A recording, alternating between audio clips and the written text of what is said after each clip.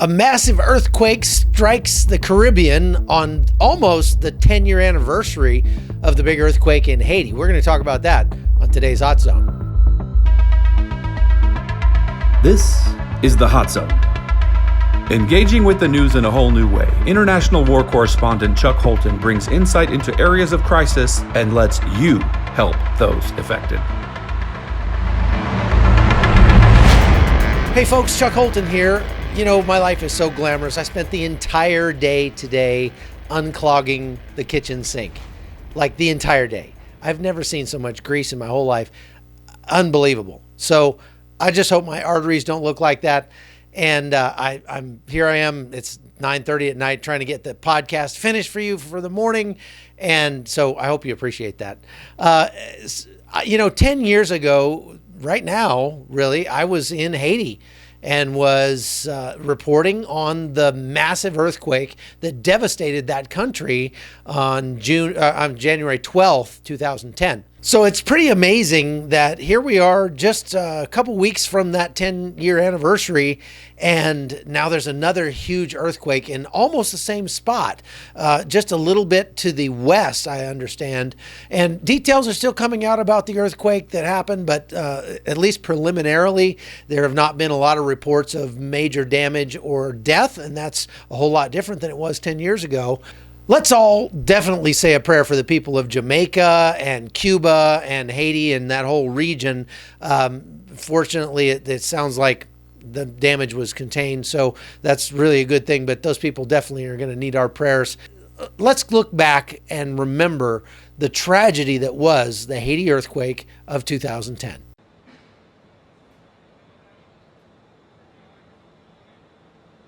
Less than 48 hours. That's how quickly the 22nd Marine Expeditionary Unit loaded up a convoy of ships and set sail for Haiti. It was a mammoth undertaking, one that normally takes more than twice as long. Marines and sailors worked round the clock to load the supplies and equipment desperately needed in Haiti after last week's devastating earthquake. Even after the ship got underway, helicopters continued to ferry men and materiel to the ship. The several thousand sailors and Marines that just got underway on the USS Baton are now sailing south toward Haiti. They only returned from a 7-month deployment 5 weeks ago, and they never planned to be back on the ship so soon.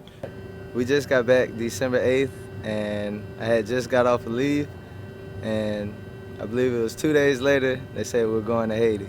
It's kind of hard to complain because the people down there need our help. These huge CH-53 helicopters will be vital in distributing food, water, and supplies, as many roads in Port-au-Prince are still impassable. We're going to bring in supplies for the humanitarian assistance for the people down there, water, food, any type of gear that they need to sustain themselves. We'll fly Marines in, and they'll go in there and they'll actually help with pulling the people out of the rubble. Meanwhile, the ship's medical staff is preparing to treat the injured. If they're immediate surgical need to go down right away, they're going to go right down on the elevator. This group behind me is made up of all Creole-speaking Marines who have been gleaned from various units around the military. They're being brought on this deployment to act as interpreters for the various units that will be going out and performing humanitarian aid missions. Making their mission even more difficult, just about every one of these Marines has family in Port-au-Prince, and some of them haven't heard from them yet. I have some family in Haiti, my grandma, my dad, and a lot of relatives that lives in Haiti. I've got in contact with my grandma. I'm trying to get in touch with my dad. I'm hoping that he's okay. The Marines aren't positive what their mission will be once we arrive in Haiti, but they're preparing now to be sure that they'll be ready for anything. Chuck Holton, CBN News, on the USS Baton, headed for Haiti.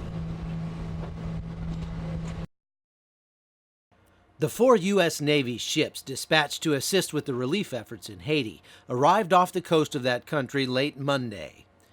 But with the port facilities out of commission in Port-au-Prince, they first had to identify a suitable staging area on land where ships could offload their heavy equipment and supplies. After a low-level flyover found a Christian mission compound with a suitable beach on the outskirts of the capital, Captain Thomas Negus, the Commodore of the Amphibious Ready Group, contacted the caretaker. I tracked down the owner of the land, and I explained the situation and told him that of the requirement to move things across the beach for relief supplies.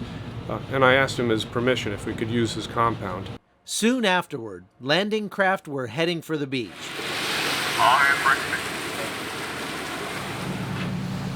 The Marines and sailors are just now coming ashore and establishing a beachhead here in Port-au-Prince. They're bringing vehicles and supplies in, and they're hoping to be able to get them out to the Haitian people as soon as possible. We're here today to try to bring some aid to this area. Like most of the efforts so far, it seems, have been on Port-au-Prince. We were hoping to be able to start some distribution points this afternoon, trying to work together so that we can do a coordinated effort and do the most good in the most places. Crowds of curious Haitians, many of whom had eaten very little since the earthquake, flocked to watch the Marines and sailors come ashore. Yeah, when we see the American come, we gotta hope that they're gonna do something for us to improve our situation. This sailor, working as a translator, grew up in a village near here and hopes to get word that her family in the area is okay. When I first got on the beach, it was heartbreaking because the first thing they said to me was, Haiti's gone. There's no more Haiti. Shortly after sunrise the next morning, a series of aftershocks underscored the urgency of the operation, and the sailors redoubled their efforts to get the aid ashore. I imagine that this is the first of many beaches that we will be establishing to service a very large area. God will provide. Even right now, our hearts are broken, but we know God that can rescue our heart. Chuck Holton, CBN News, in Haiti with the U.S. Marines. To get a sense of the devastation in the capital city of Port-au-Prince, I traveled around to some of its landmarks, which I'd visited while reporting from Haiti in late 2008. What I found was horrific.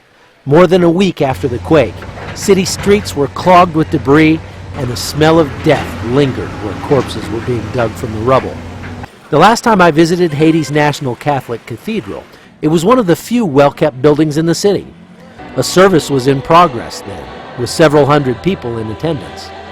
A similar service was going on when the earthquake hit, and today, those parishioners lay entombed in the rubble. Nearby, the whitewashed presidential palace stood as an icon for the country.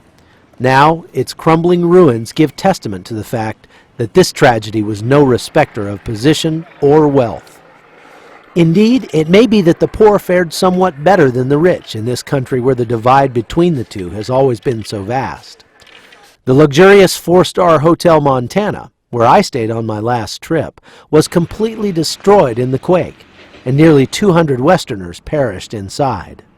The people of Port-au-Prince are slowly rebuilding their lives, but for a place like the Hotel Montana, they might rebuild it, but it'll never be the same.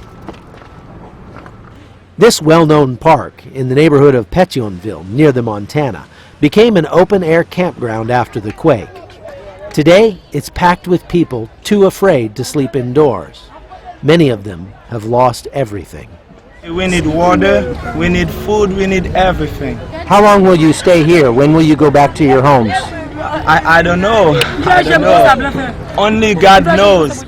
A feeding center set up at a police station overlooking the park nearly became a riot when the food ran out before everyone got fed. Incidents of aid being stolen are becoming more frequent as the Haitian people become more desperate and frustrated. Nobody here knows how long it'll be before Haiti can begin rebuilding, but they can't wait forever. The rainy season begins in mid-February.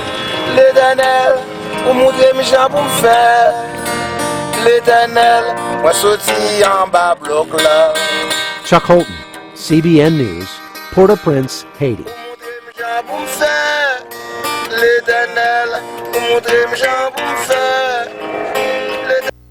All right, folks, that's all I've got for today. Thanks for watching The Hot Zone. We got a lot more really good stuff coming up for you from my recent trip to Guatemala. And we got more stuff coming up for, well, what's going on with the coronavirus.